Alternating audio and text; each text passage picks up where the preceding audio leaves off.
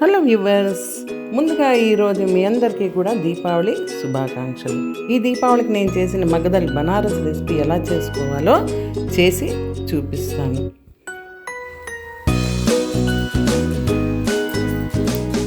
దీనికోసం నేను ముందుగా మినపప్పు కడిగి ఆరబెట్టి దాని తర్వాత దీనికి ఈ కొల తీసుకున్నాను. దీనికి 1.5 గ్లాసు మినపప్పు తీసుకుని ఇప్పుడు మెత్తగా ఈ జార్లో వేసుకుని మెత్తగా పౌడర్ చేసి పక్కన పెట్టుకోవాలి. చాలా తక్కువ ఇంగ్రీడియంట్స్తో చేసుకోవచ్చు అండి. దీన్ని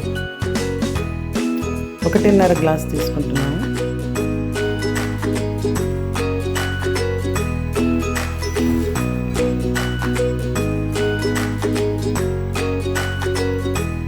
ఇంకా పౌడర్ రెడీ అయిపోయింది.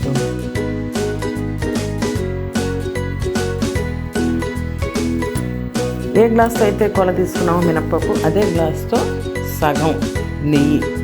ఇది నేను ఇంట్లో తయారు చేసిన నెయ్యి అనండి, అందుకే కొంచెం లైట్గా పసుపు ఉంది. అది బాగా కాగాక ముందే మనం మిక్సీ చేసి పెట్టుకున్నాం కదా పౌడర్, అది వేసేసుకోవాలి.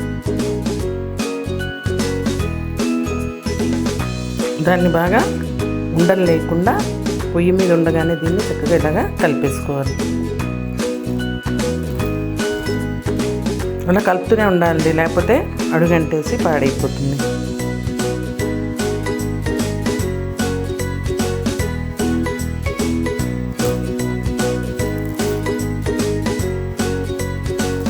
ఇది బనారస్లో చాలా ఫేమస్ అండి.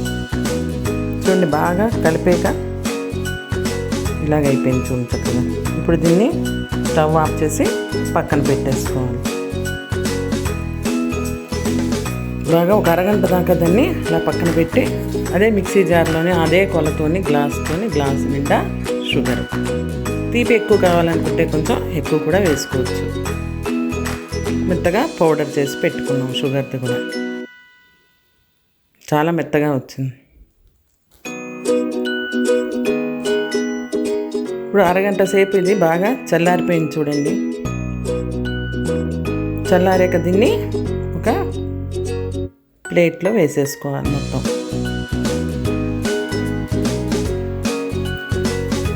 మొత్తం వేసేసాక దీన్ని బాగా, అంటే మినపప్పులోను నెయ్యి బాగా అంటే ఇందాక మనం వేడి చేసినప్పుడు కలవడమే కాకుండా చల్లారేకి కూడా దీన్ని ఇలాగా కలపాలి.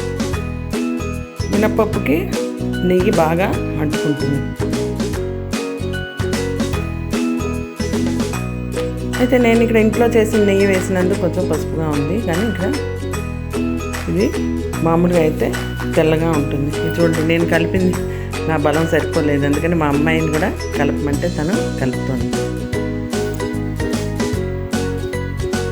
బాగా బలం పెట్టి చక్కగా అలాగా కలపాలి. అలా కలుపుతున్న కొద్దీ అది గట్టి పడుతుంది, ఇంకా గట్టిగా అవుతుంది.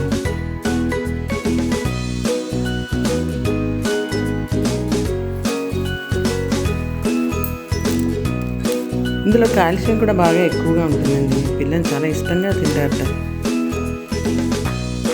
బనారస్లో ప్రతి స్వీట్ షాప్లోని కూడా ఈ మగ్దల్ అనే స్వీట్ తప్పకుండా దొరుకుతుంది.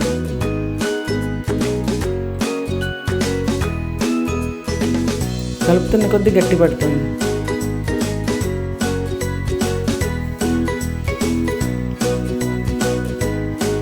అంటే దీంట్లో వాటర్ కానీ పాలు కానీ ఏం వాడలేదు కదా మనం.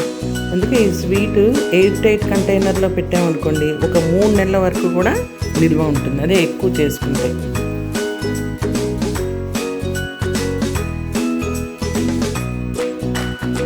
తక్కువ ఇంగ్రీడియంట్స్తోనే మనం ఈ స్వీట్ని చేస్తున్నాం. చాలా టేస్టీగా కూడా ఉంటుంది.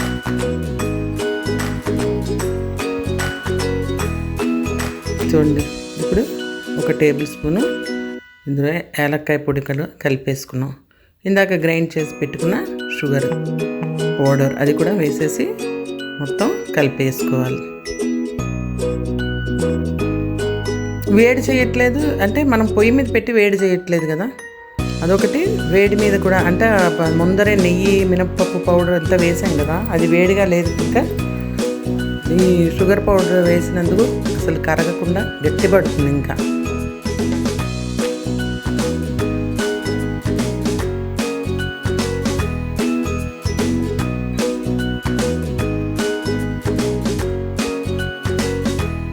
ఈ దీపావళికి నేను ఈ స్వీట్ చేశానండి మా ఇంట్లోని. చూడండి, చుట్టగానే ఇలా ఉండల్లాగా అవ్వాలి, చక్కగా అయింది కదా. కానీ అప్పుడే అయిపోలేదండి స్వీట్, తినడానికి ఇంకా రెడీ అవ్వలేదు. దాన్ని అలా దగ్గరగా చక్కగా కలిపేసుకున్నాక మూత పెట్టేసి ఒక ½ అవర్ పక్కకు పెట్టేసేయాలి. ½ అవర్ తర్వాత మూత తీసి దాన్ని మనకి కావాల్సిన షేప్లోని చక్కగా ఎలాగంటే అంటే రౌండ్గా కావాలంటే రౌండ్గా, లేకపోతే లడ్డూలాగా కూడా చేసుకోవచ్చండి. నేనైతే ఈ పాలకోవా బిళ్ళల్లాగా చేశాను.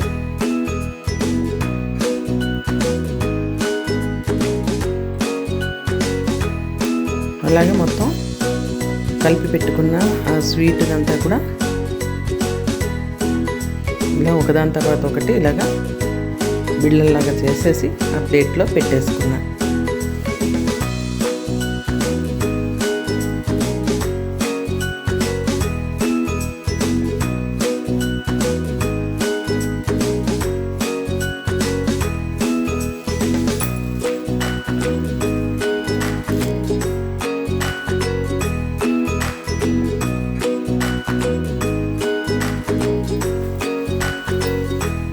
చూడండి, మొత్తం చక్కగా తయారైపోయి.